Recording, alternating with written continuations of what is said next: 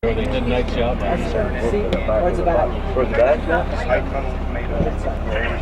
All right, Calvin Caston on a crowded bus here in Beekmantown, and we are going on a bus ride.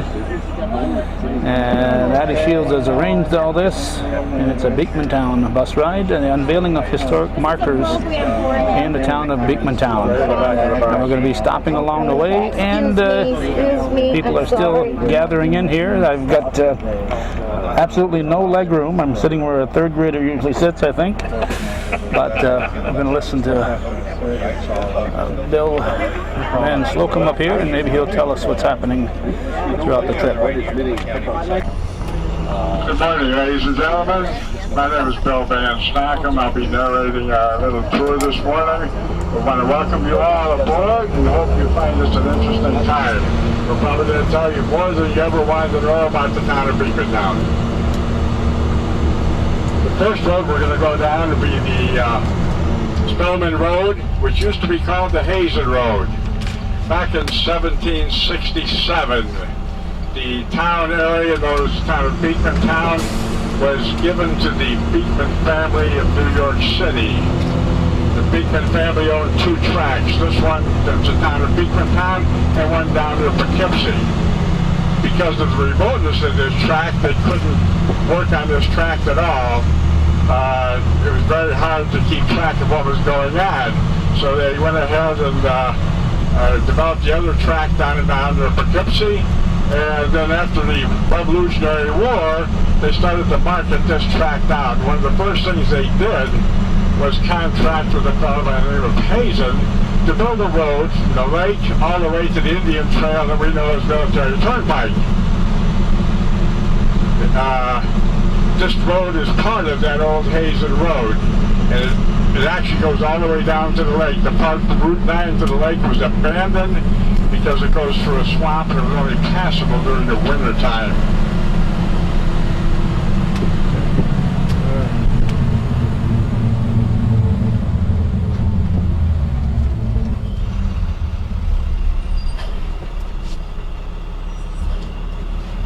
As we cross the railroad tracks, we're actually traveling along an old sea bottom.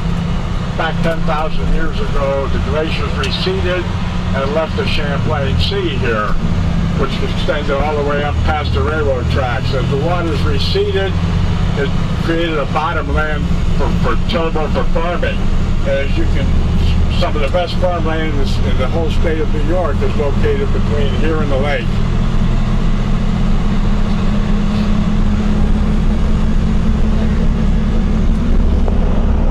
The first marker we're coming to is going to be up here at the Moffin Road. It's where the old Stagecoach Road used to be. At the corners, there was a school, there was a creamery, there was a blacksmith shop. The only thing that's left now is the school, which is located on the garden farm. You can probably see it as we come past it going through the driveway.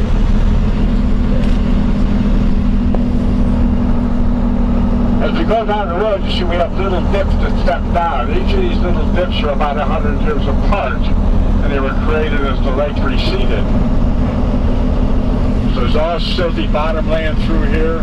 At the Carter Farm on the right, Talon Farm on the left, and Bubbins down below that.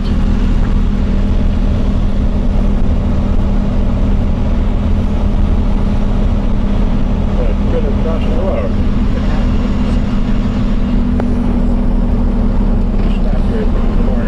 Adjusting our lighting from the inside shots to the outside shots, so looks like we're coming to the intersection of, I believe, the Moffin Road here. Up a little bit further here. See a marker on the left. See it there? That's the first one.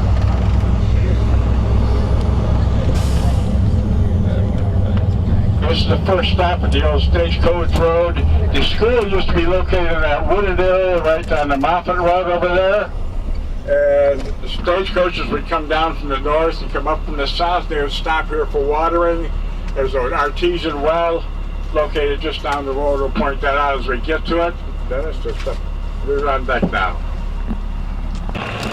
Hold it, back up. And Dennis Relation, the town supervisor, is going to be unveiling it.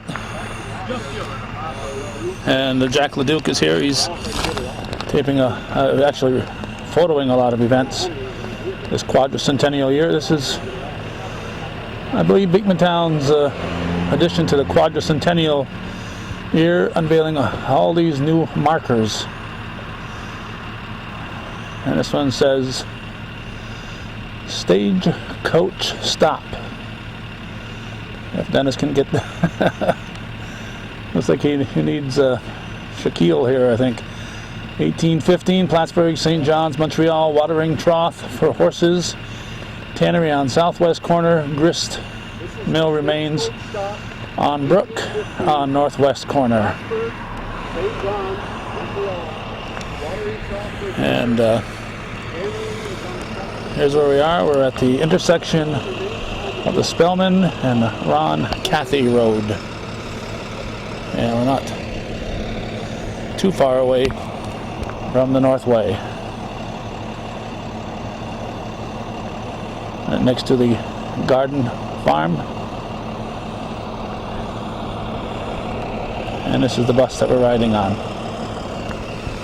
So now I think we're back in the bus. Down the driveway, the first building on the right that you see back there is the old schoolhouse that came off the corner back here.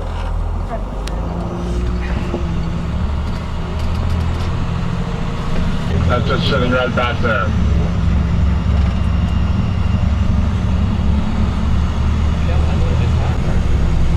As we come up to the blinker at Route 9, you'll notice a tree line that will continue on where this road was. That tree line is the old Hazen Road, with what remains of it, and that was abandoned in 1833. And then we had to go to the Point of Rush Road to get around it now. There was just too much swampland out there for vehicles and cars to get through.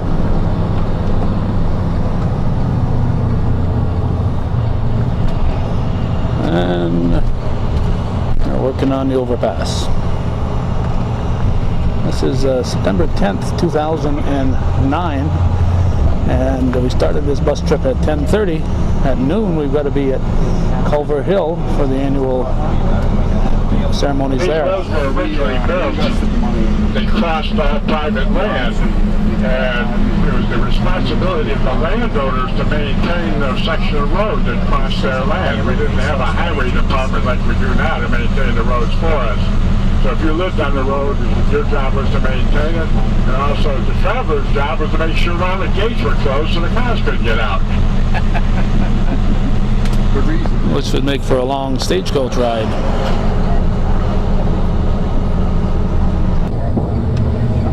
And as Bill has said, and up until 1833, well, not up until then, but for a period ended in 1833, and when this road was abandoned, the road would continue to the lake straight here. But now we have to turn and go to the Point of Rush Road. So if you follow this tree line right here, all the way down, you end up all the way down straight to the lake. So the route from the lake all the way up to Military Turnpike was one straight line.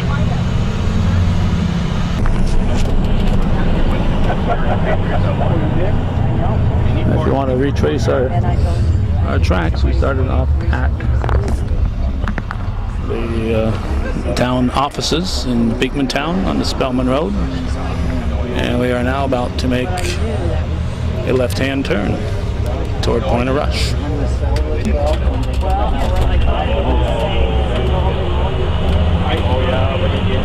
And of course we're coming off Route 9. From the time we left the parking lot to the time we get down by the lake, we'll have descended approximately 400 and some feet. You can imagine the depth of the water that was in here. Still 460-some feet deep at its deepest point, so we had at least 800 to 1,000 feet of water. Right. And he is talking about the lake at the time of the glaciers, which they have now dubbed to be Champlain Sea. And the glaciers were 10 to 15,000 years ago.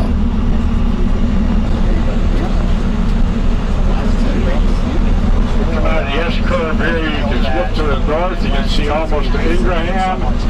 Looking to the south, you can see almost down to Plattsburgh through the trees. Very, very flat, all clay type sediment soil. Very, very easy to farm. Hi, Addie here. She says one could raise radishes anywhere on this place.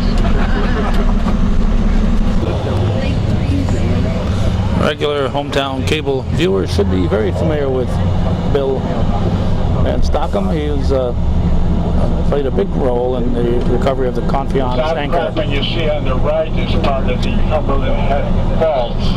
There's an upthrust area of shale and ended up after the last ice age.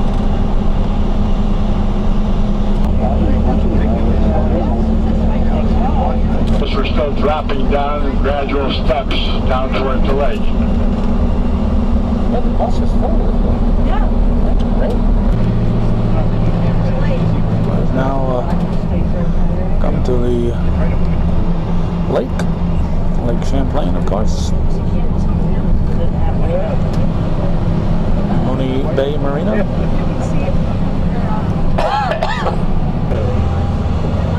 All of the land from the Point of Rush Lighthouse north to Dixon Point was the tract given to Moses Hazen for building this road.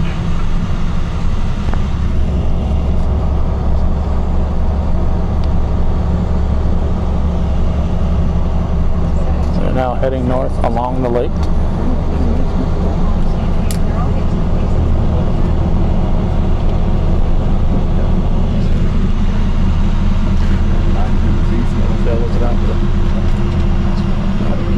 Fooled me that time.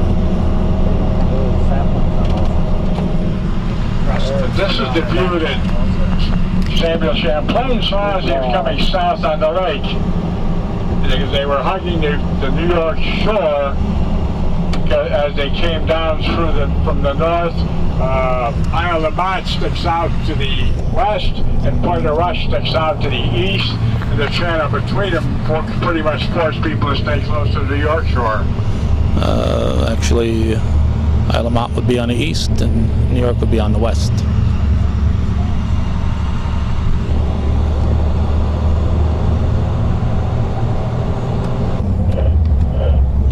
And we have arrived at the lighthouse. And we're going to figure out what we do next here. Yeah. We're continuing along the lake. We've gone past Marine Village. Dixon Homestead. Dixon Homestead coming up. Approximately 13 miles from the Canadian border.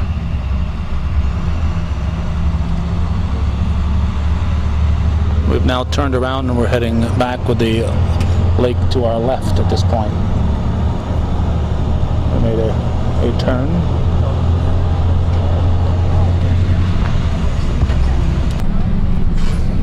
And the road we are traveling on is, at this point, is the Dixon Point Road.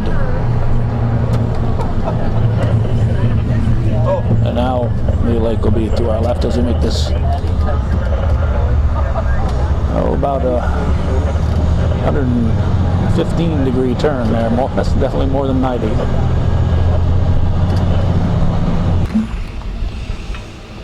All right, we are out of the bus. We are on what appears to be private property. Right in closer. I'm going to get Bill Van Stockham in there to look like he's busy. Oliver Dixon Homestead. All parcels on Dixon's Point created from this original Oliver owner in the Hazen Tract, town of Beekmantown. Dixon's Point created from this original Oliver owner in the Hazen Tract. There we go. One surprised me, that might be Isle of Mott across the way. That might be. Looks good to me. Looks like an island. Okay, so that's the southern tip of Isle of Mott. right there.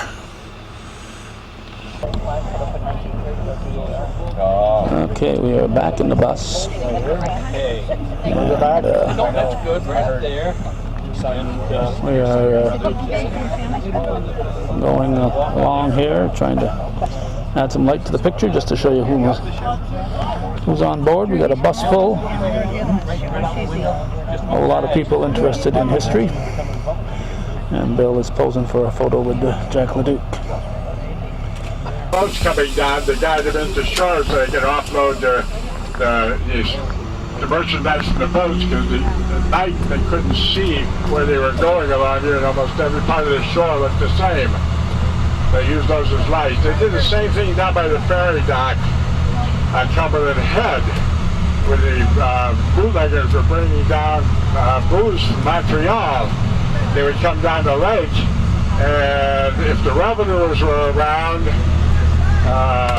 they would hear noises from the people on the shore. Whoops, right here, Hazen Road. Right in front of you. We're having so much fun, we went right by the Hazen Road. And the bootleggers would dump all their booze overboard and come in the shore with an empty boat. If there was no revenues, they'd build a fire and they'd bring the booze into the shore. Oh, we can see it.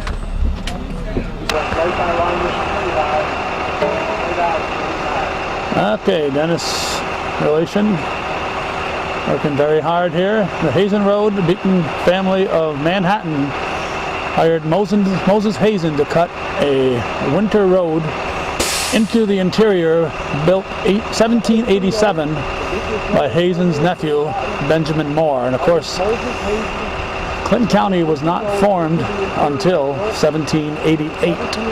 So this was before Clinton County, this was before New York State ratified the Constitution.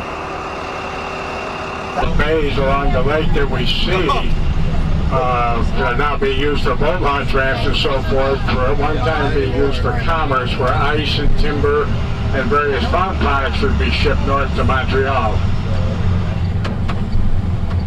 Down one at Point of Rush, Beekmantown Corners, East Beekmantown, and West Beekmantown, all were pretty much self-sufficient little communities. They all had their own church, their store, a grist mill if there was water, a blacksmith shop, and occasionally a tavern.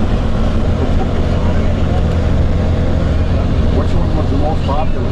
It was a pretty good hike to get from one to the other back in those days.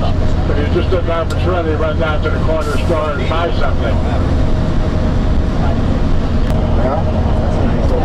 We're heading back toward Route 9, and I would think that we might have a view here of the wind towers in Altona. We'll see.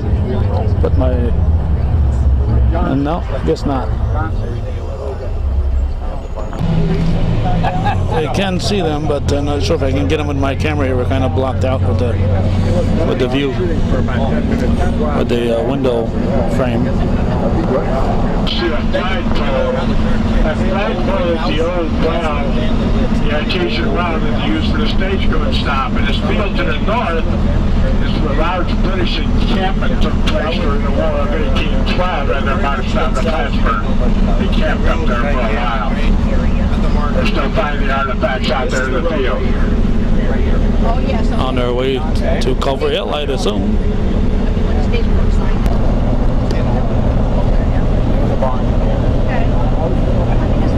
Again, to give you a view of where we are at. Here at Marshall Marguerite Castine Farm.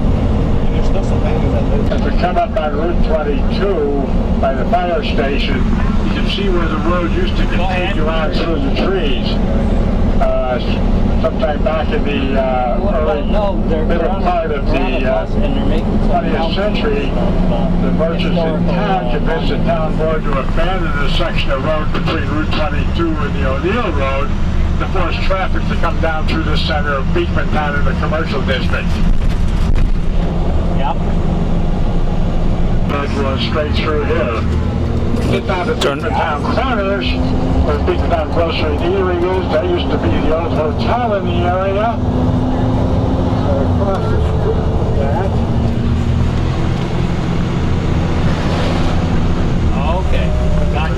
Dr. Fulton's, and the Southwick store.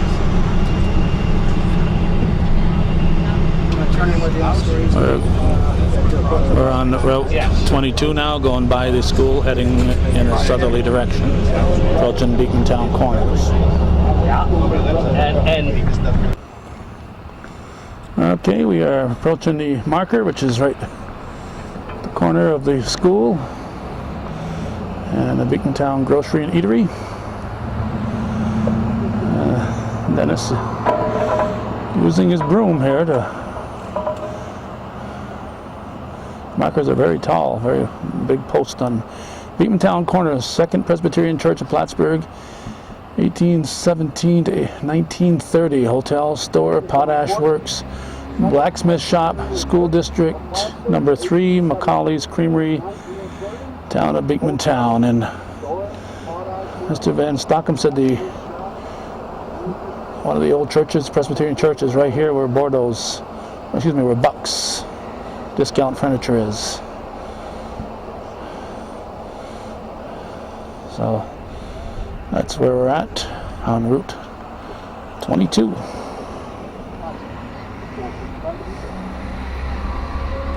Smith shop and a grist mill.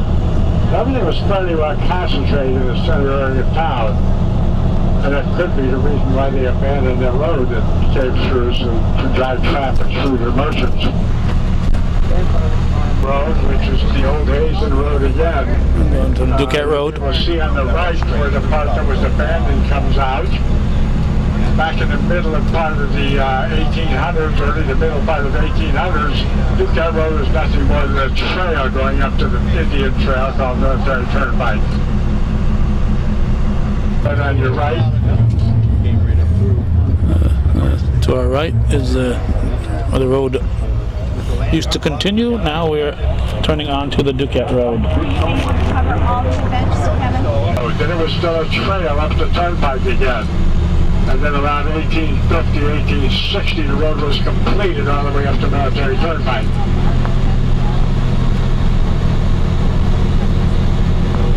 I never quite know when Bill's gonna start chatting, so it makes it tough. Sometimes we miss the first word or two. Here the East Beekman or West Beekmantown, the only way they can get into the center of Beekmantown is to come down the trail until they finally got the road completed where they can travel on down.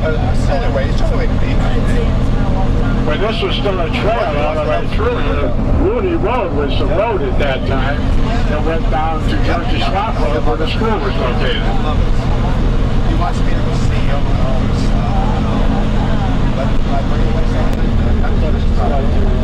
Now, Rooney Road came out here and used to end at this house over here on the right.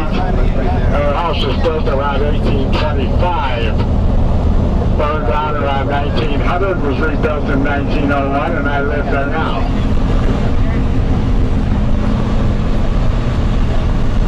Feel free to stop in anytime.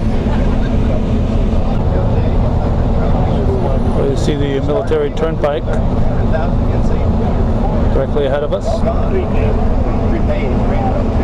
We're coming in off the Duquette Road.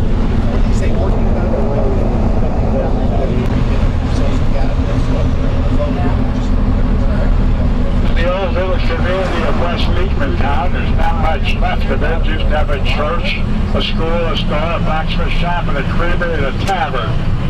The only remaining building is the tavern. Does that have something to do with Addie's family, the tavern? What's that? Is that the tavern? Once again, we've made it off the bus. Dennis relation. Part of his town supervisor duties. Doing the unveiling just a few hundred feet away from the Duquette Road.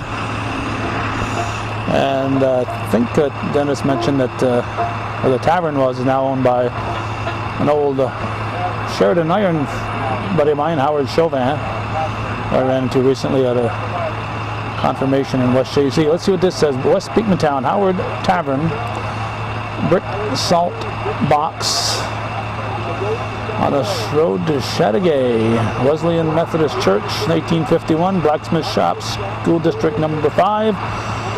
Store was Macaulay Creamery. Again, town of Beekmantown. The sign says 2007. I don't know if the sign's been up. And they just repainted it. Looks like a nice new post for it. And the sign sure looks brand new.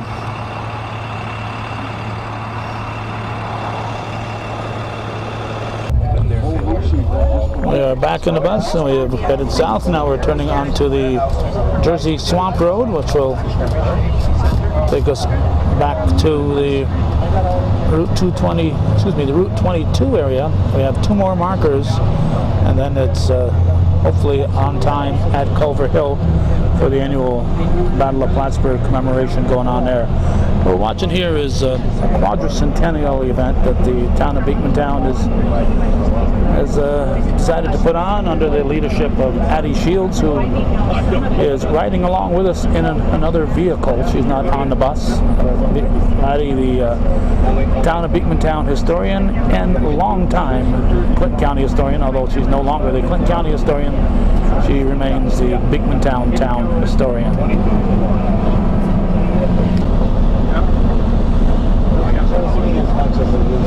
I should point out to all you kids watching this on TV, do not do what Bill Van Slocum's doing here. Do not stand in that area. In fact, it's a violation of motor carrier safety regulations, but we're making a special exemption. The town passed a resolution making it an exemption today for Bill to give this guided tour. We're coming up on the other end of the Rooley Road, which terminates at Jersey Swamp. So the people living up on the Duquette Road, this is where they had to walk down to go to school. It's approximately 2 miles up to the Duquette Road from here. And the school used to be sitting right on this corner.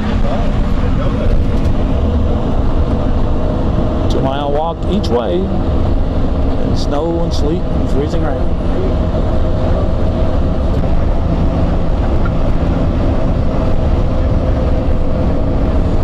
Thought Bill was going to speak, but looks like he's going to shave instead. Where it starts right here.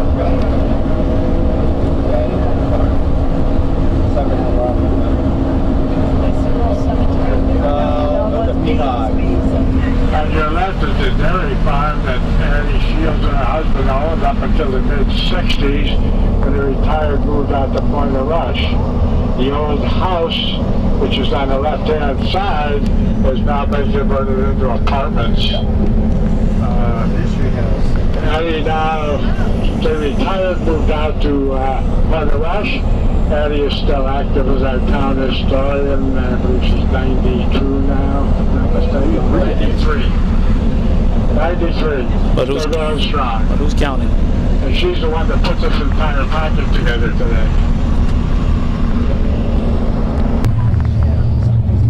We're now at the end of the Jersey Swamp Road at the Durand Road intersection.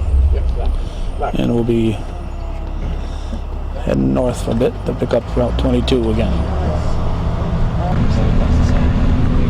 Those of you tuning in, waiting to hear the voice of Gordy Little, he is on vacation as we're taping this on the it was the 10th day of September 2009, and he is much to his dismay, missing much of the Battle of Plattsburgh celebration, all of the Battle of Plattsburgh celebration this year. And he is missing out on this event also. From here, we're after we have 2 more stops. We're hoping to make it time at Culver Hill and then on to Halsey's Corners for the Battle of Plattsburgh commemorations at those 2 sites. We're now back at the intersection of Route 22.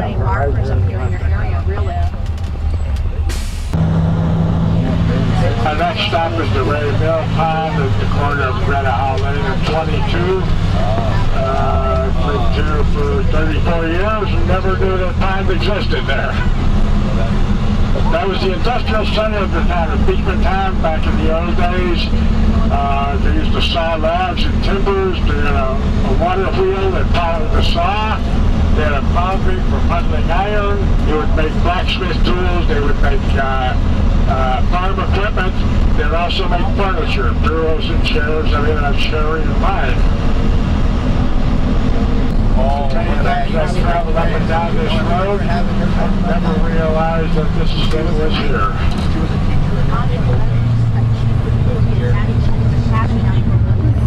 We're now at the Greta Howell Lane, which turns and goes to the cemetery area and ties up with the Ashley Road.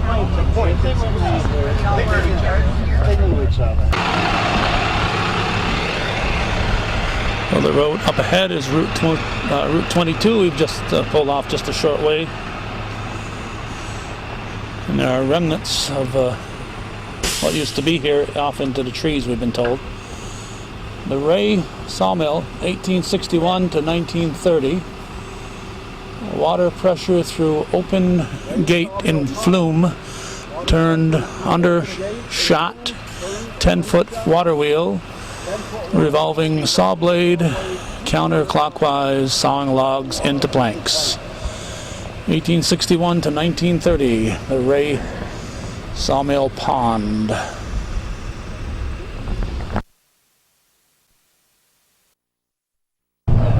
We're back on the bus and we're at the end of the Ashley Road, and there's the East Beekmantown Cemetery. It's had a marker for many years, so that's not one of our stops today.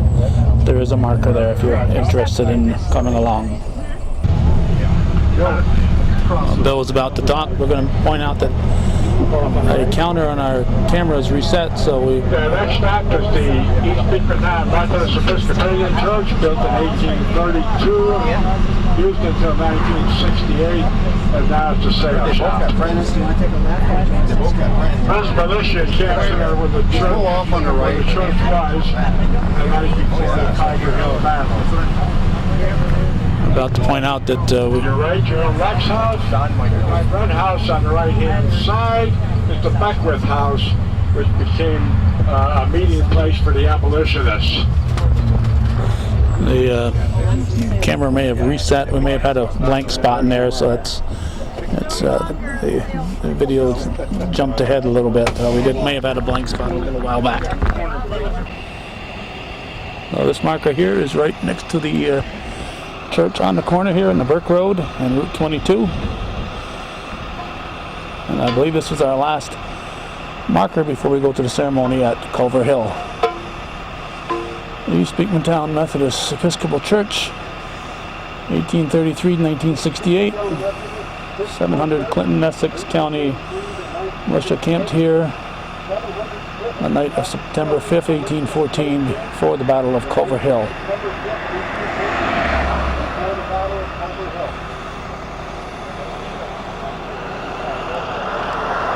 Now it's back on the bus, and our next stop, I believe, will be Culver Hill. And get some experience for the militia that was here. Because they were afraid that the militia people who had never been involved with shooting people before, which is a relatively traumatic experience for anybody who's ever done it, would not fire their muskets. So the officers were ordered to force these guys to fire at the British when they came down through here, and then they would evacuate the area and proceed back to Plattsburgh. So it's kind of a training battle for them. The Culver Hill Park, the Thornton family gave an acre of land for the establishment of this park. The U.S. State Department of Transportation widened the road in this area, and they did a lot of the park work. And also the Lions Club and the Beekmantown Highway Department. Lions Club has been maintaining the lawn, and the Beekmantown Highway Department did a lot of the work also in the park. We're almost right on time. It's 9 minutes before noon, over the noon start time. Okay, we are just off Route 22, and if you saw the ceremonies we've had here in the past, you can really appreciate what they've done here. Our first time here was last year with this new park. They've done an outstanding job. People in Beekmantown are certainly to be commended for their interest in preserving their local history. We just wish that more towns felt that way. Got Carl Coates on the violin, Cortland and Ron Wood.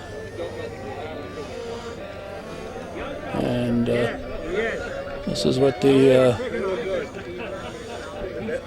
people around the event will look like. Al Walker and Gerald Tatro will be providing a little bagpipe music. A lot of reenactors here. Just a perfect day, beautiful day here in the North Country. We're at the Culver Hill Monument. This monument was put in over 100 years ago. We're going to go in the front and read what it says. Marker is so shiny it's hard to read. Culver Hill, September 6, 1814. Near this spot, there was a battle, and this was erected in 1894. But with the sun shining on it today, it's a little difficult to read exactly what's written on there. They've cleaned it up a whole lot. The sound system has been provided by Entertainment Unlimited, the Everest folks.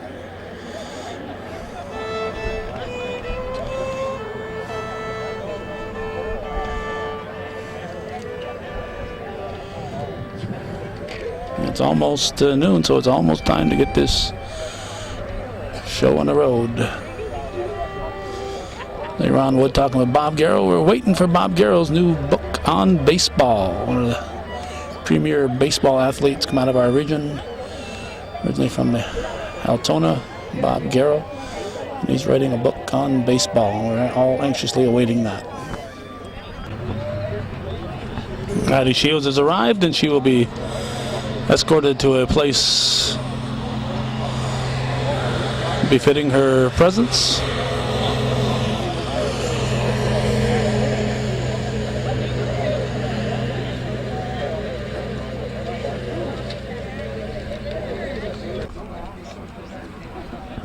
As far as our picture goes, sunwise would be better at that other corner, but that seems to be heavily occupied, and we'll be standing in front of fewer people over here on this side.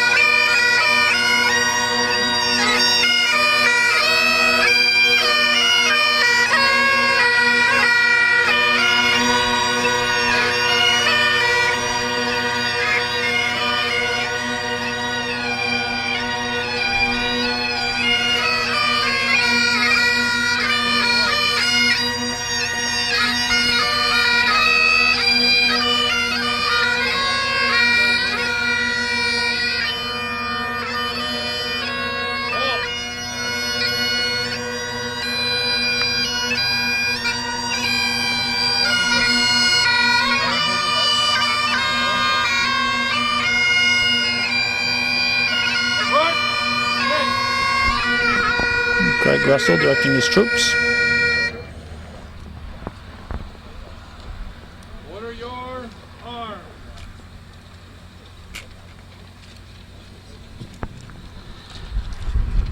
Good afternoon. Gary Vancore. I think it's afternoon. We made it, right? Afternoon. I'm Gary Vancore, a co-chair of the commemoration weekend and a resident of the town of Beekmantown, and therefore where we're sitting, it has a special place in my heart as well. Today is a special day in that we get to dedicate a park, a new park, which is symbolic of an event that took place many years ago, but a tradition that we carry through today. So I welcome all of you. I realize there are a lot of dignitaries in the crowd. Too many. If I started to try to say welcome to you and you, I'd leave somebody out, and that means I'd have another enemy. We don't want to do that. So I just welcome all of you who are here, and all of you, well, you're all here. So all of you who are here for the ceremony, but also those of you who represent us at various levels in our government. So without any further ado, I'd like to turn it over to Dennis Relation, who is the town supervisor for the town of Beekmantown.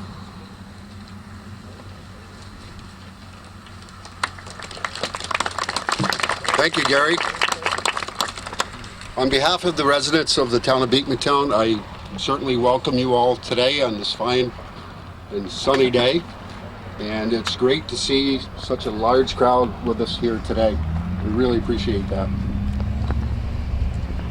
Several years ago, I was talking with Gary Vancourt at the town hall when he asked me if I knew that there was a monument along Route 22, which was erected to honor the fallen soldiers of an attack which occurred during the British March to the Battle of Plattsburgh.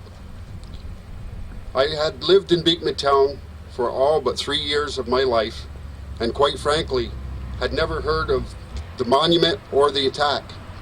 However, I was quite interested after hearing of the account of what had happened here. A few months later, I was talking with Gary again, at which time he told me he had talked to the membership of the Beekmantown Lions Club and had gathered some volunteers to cut the brush along the stone wall which was hiding the monument at Culver Hill from public view. After the brush was cleared away, I started to get questions from people who were curious as to what the monument was for. It had sparked interest in not only Beekmantown, but also from people in the neighboring communities who traveled the highway. Several months had passed by when again I was contacted by Gary asking if I would attend meetings of a committee whose members were interested in the preservation of the monument. Members of that committee included Clinton County and Town Historian Addie Shields, Gary Vancourt, Gladys Fortin, Susan Connick, and Bill Crosby. And Dennis Hulbert also joined our group after a couple of months. Several meetings were held over the next year and many ideas were discussed, including Gladys's suggesting she may be interested in donating some land to the town for a park to preserve the original area and for visitors to be able to park safely away from the busiest highway in Beekmantown.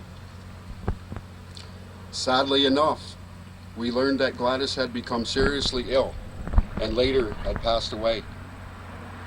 I did not know Gladys for very long, but I knew she had a big heart, and I wished I had known her longer. The committee did not meet again for some time afterward. Later on, studies and plans for Route 22 reconstruction were being conducted by the New York State Department of Transportation. Excuse me a second here. During their investigation, they had learned that there was a committee of townspeople that had discussions about the Culver Hill Monument and possibly a park. I later received a phone call from DOT to set up a meeting with members of the committee and the town. During the subsequent meeting, the DOT offered the possibility of designing and constructing a park to accommodate the movement of the monument off the state right-of-way. As long as the town of Beekmantown owned the property prior to construction and the town was willing to sign a maintenance agreement to take care of the park after construction. This was all agreeable to the town board. I later met with Dennis Fortin at his home to explain some of the discussions in which his mother was a part of, and also the DOT's willingness to construct this park. Subsequently, Dennis informed me that he had spoken to his family members and they all agreed to donate this property to the town. We hold this property in high regard and are grateful for the collaborative efforts and vision of our citizens, civic organizations, local and state government, and a caring family who gave back to the community on behalf of their parents. And so we dedicate this park, the Culver Hill Historic Park, donated by the sons and daughters of Leo and Gladys Ford.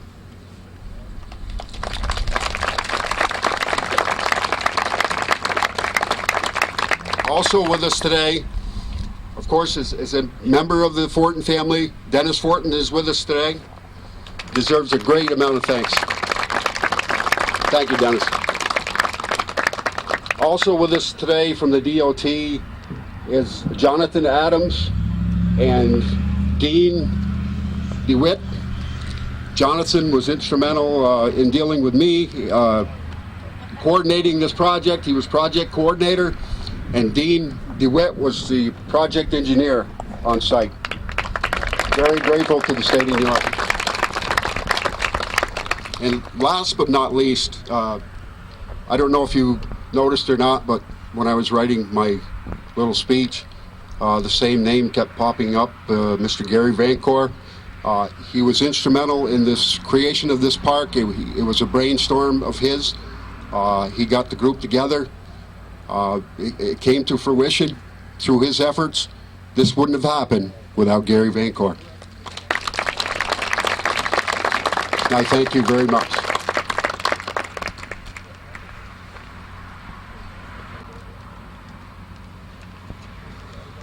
Well, thank you for that recognition. As MC, I have to continue, though. According to our program, the next thing we're going to do is have some music by Ron and Cortland Wood, who are descendants of some of the original families of Beekmantown, and they'll be accompanied by Carl Cokes.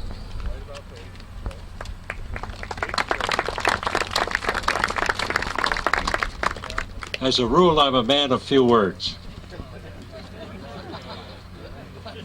To think that my descendants were over here as militia, holding off the British, and they went right by my home, which was built in 1797, and the roadbed is still basically the same. Today, we're going to attempt to do a period music for you. We hope you enjoy it, and we're going to have a lot of fun doing it. If we stumble, just laugh and say, "See, I told you so, they're getting too old."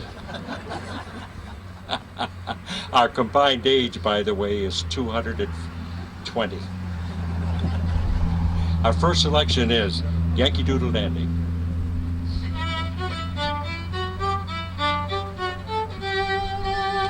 Father and I went down to camp along with Captain Good, and there we saw the men and boys as thick as Hastings pudding, and there we see 1,000 men as rich as Squire David, and what they wasted every day I wished it could be saved. Yankee Doodle, keep it up, Yankee Doodle Dandy, mind the music and the steppin' with the girls be handy.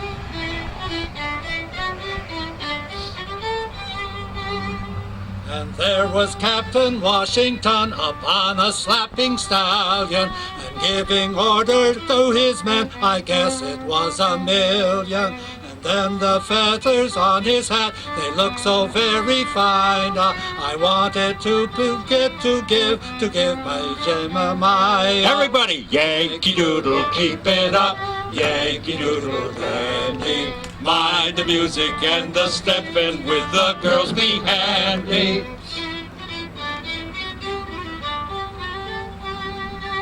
And there I see a little keg, its head is made of leather. They knocked upon it with its sticks to call the folks together. And Captain Davis had a gun, he kept a clap his hand on, and struck a crooked stabling iron upon the little end of Yankee Doodle, keep it up, Yankee Doodle Dandy. Mind the music and the steppin' with the girls be handy. The troopers too would gallop up and fire right in our faces.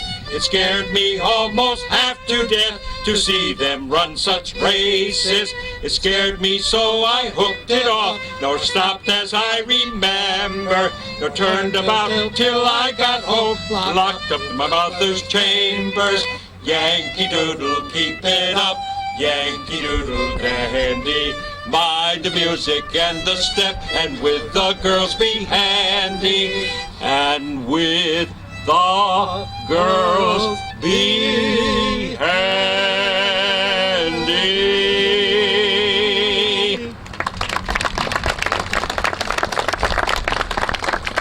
Don't clap too much. It encourages us. We're going to do another period song. The words were written, but the music didn't come about until 1834. Amazing Grace. And we're going to repeat the first verse, and we want everybody to stand and sing that with us. I will give you the direction, and as we're getting ready to do that verse again, Carl is graciously consented to show his ability on the violin.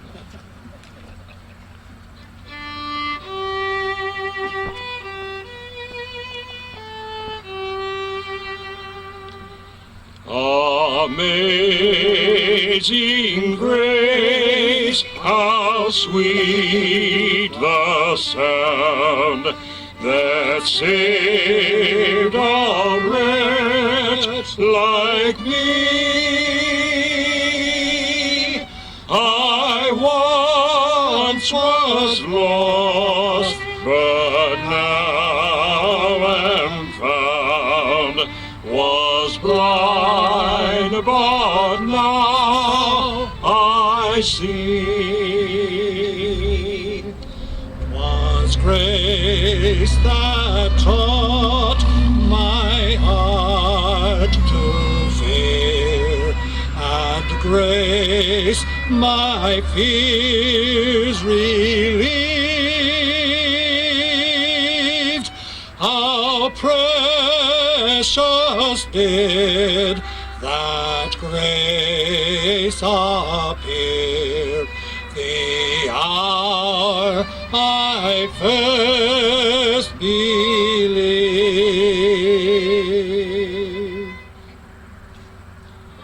Though many dangers, toils, and snares I have already come, 'tis grace has brought me safe thus far, and grace will lead me home.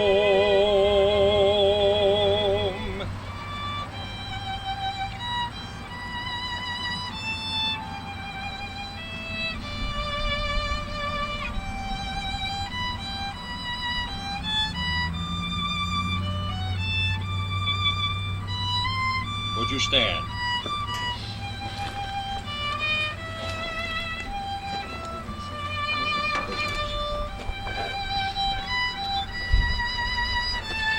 All right, now in your very best voice.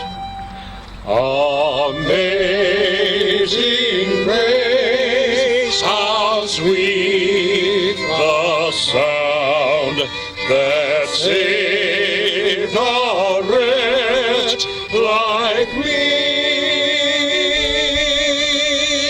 I once was lost, but now am found. Was blind, but now I see. Thank you. Thank you, everybody. Thank you.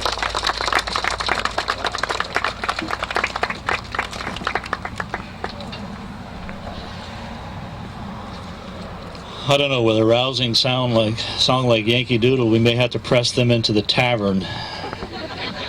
That sounds better the more tankards you've had.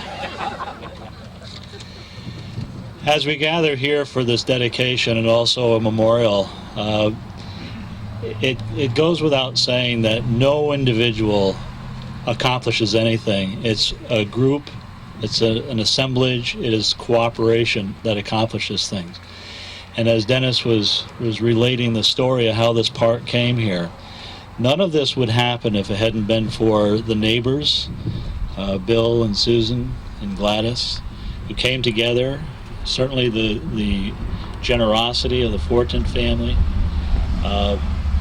But it also goes beyond that. It wouldn't be here if it wasn't for the town who stepped forward. And it wouldn't be here if it wasn't for the state. to me, it's what makes America a wonderful place, is because when people work together, you can accomplish wonderful things. And I think this is a testament to that kind of cooperation. On the back of your program, there's a list, and quite often people get programs and they look at what's going to happen. But I want to draw your attention because, again, this ceremony wouldn't take place today if it wasn't for the cooperation. We have, obviously, the Fortin family we mentioned, but we have some of the leaders of the reenactors that are here who show up year after year and quite often don't get the recognition that they well deserve. These are all volunteers. They all come because they want to be here. And we need to give them a round of applause. So to the crew of Craig Russell and John Rock and Len Wilkie and Josh Wingler, thank you for being here. The same goes to our pipers who come out of the generosity of their hearts as well. And that's Jerry Tatro and Al Walker. A lot of folks don't know that Entertainment Unlimited do this without any extra charge. And behind the scenes, you see the speakers behind the scenes, you have Amy and her brother Ben who do this year after year as well. And we should appreciate and thank them as well.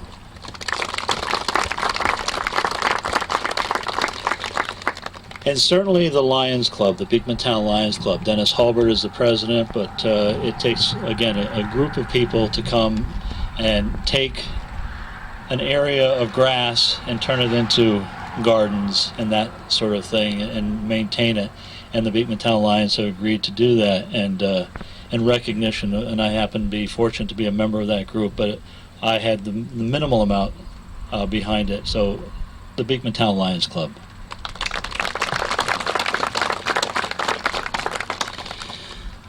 We gather here today and we bring with us descendants of the folks that were here when in 1814 when the event took place.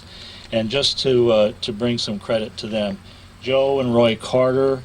Joe is a descendant of Willington who was killed here on that day, and they come back year after year to lay the wreath and just recognize Joe and Roy Carter, her husband, behind him. And representing the British government today is with, I'm not sure what you say, Her Majesty's Royal Navy, and what the protocol there is, but this is Commander Neil Thompson, who represents the British government for us today, and his wife Becky and his daughter Phoebe are also with us. Representing some of the families, we have Gerald and Ruth Dominy. The Dominy family lives where Larry Gagno's house is, up on Route 22. And Cortland and Ron Wood, again, the Stafford family. The fellow hiding behind them was part of the enemy forces. Phil Rice is descendant of some of the Voltigeurs, which were the Canadian forces that joined with the British in their invasion. So we still owe for Phil for being here.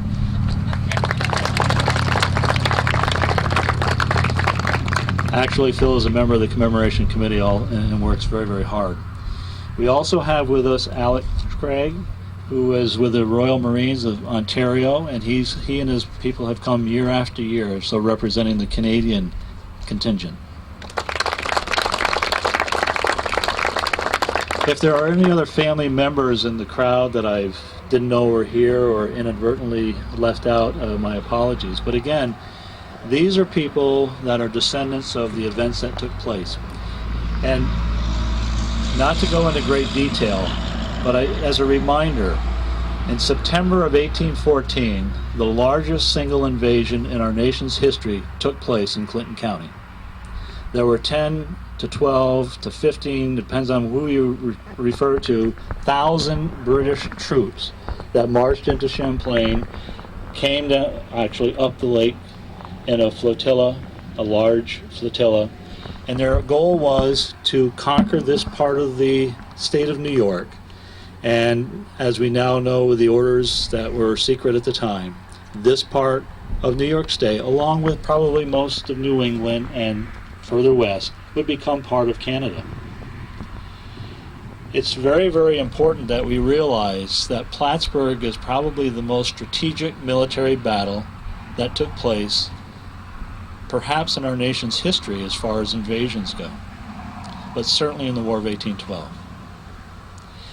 And what they did is they came, and the roads weren't very good. They came down from the border, and they decided to split when they got to Chazy.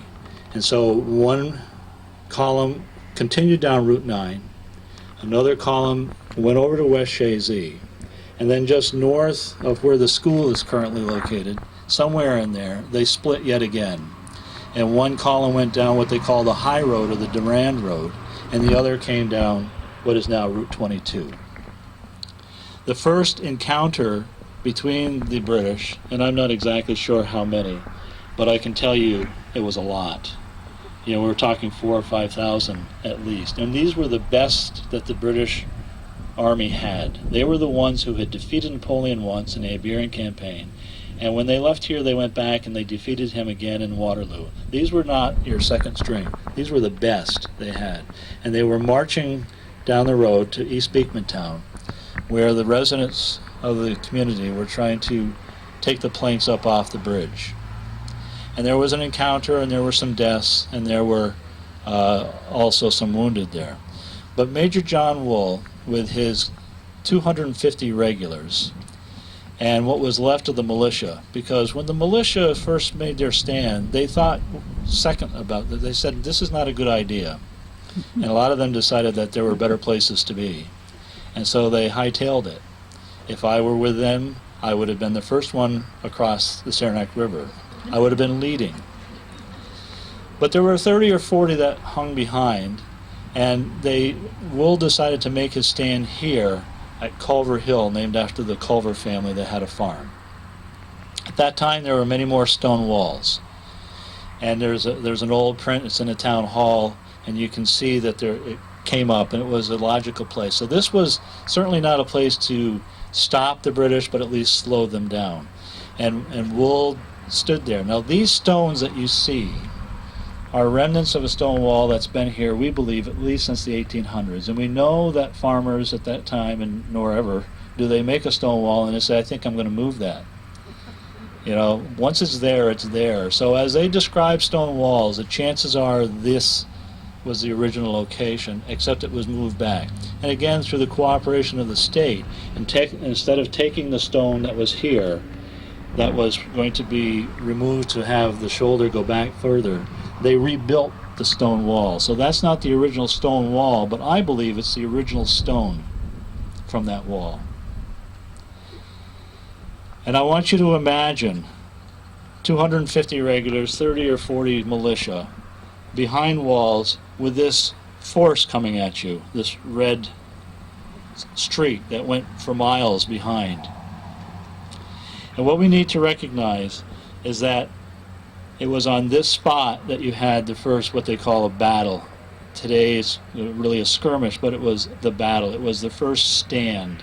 It was on this spot where Ensign John Chapman and a Captain Westropp of the British Army were killed. It's on this spot that Joe's descendant, Lieutenant Colonel James Willington, took a shot in the throat and fell as his horse was being reared back to lead the troops, and he fell here. We believe he was shot by a member of the Peru or Essex County militia who are represented here, as Samuel Terry. It's on this spot that Corporal Stephen Partridge was riddled through and through. He was with the Essex militia. It's on this spot that in 1894, Dr. David Kellogg and the Plattsburgh Institute, trying to make sure that people didn't forget what happened, erected this monument, which is reportedly the oldest monument in Clinton County. It is with great gratitude that we still have this monument, and that it was moved to a safer spot, and that people can come in and sit and look and remember. Today, we join in peace to honor those that died and met as foes on that fateful day in 1814. And we have continued in peace, the British, the Canadians, and the Americans, since 1814. So I would like to have representatives lay the wreaths. I'd like to have Joe Carter and Commander Thompson lay the wreath. This is a wreath from the Buffs. This is the marching unit, the Army, that is a special wreath from England that Joe had brought. And on behalf of the families, the descendants of the Beekmantown, and representing the Beekmantown government, we'll have Gerald Dominy and Dennis Relation lay the wreaths for the Americans.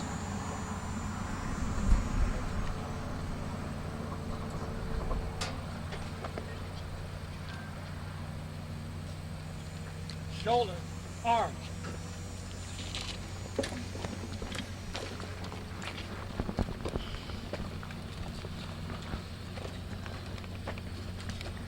Right about.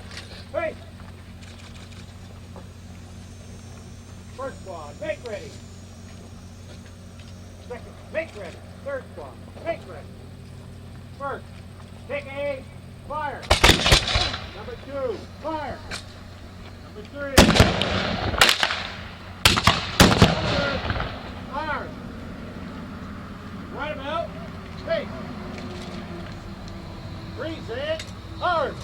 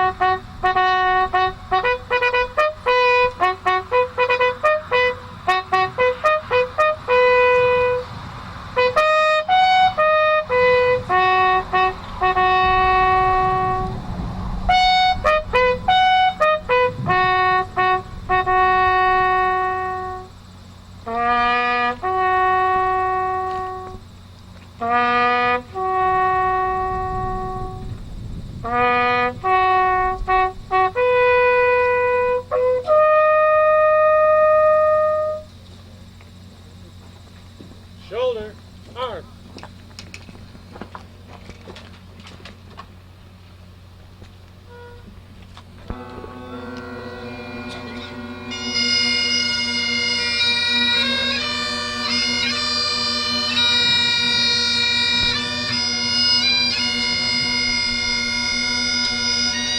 To the right, face. Forward. Lord.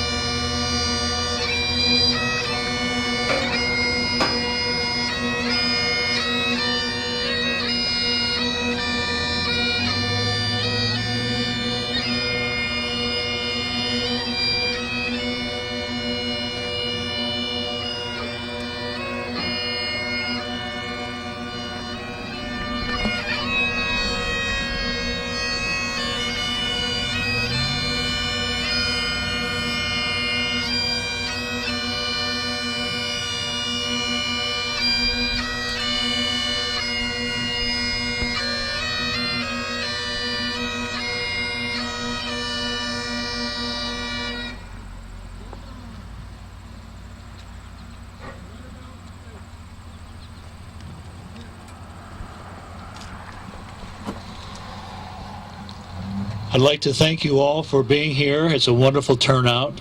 I know that several of you are with the bus that are going back to the town hall for the dedication of that. And others, there is a ceremony immediately following this at Halsey's Corners, which was the second stand on September 6th, another very bloody spot. So if those of you who are not going back to the town hall would like to go to Halsey's Corners, please do so. Again, thank you for coming and enjoy our park. Once again, our commendations to the folks here in Beekmantown for putting on an outstanding program. And the Halsey's Corners, if you want to catch that part, it'll be on with our Dewey Tavern coverage. So be sure to catch that on Hometown Cable.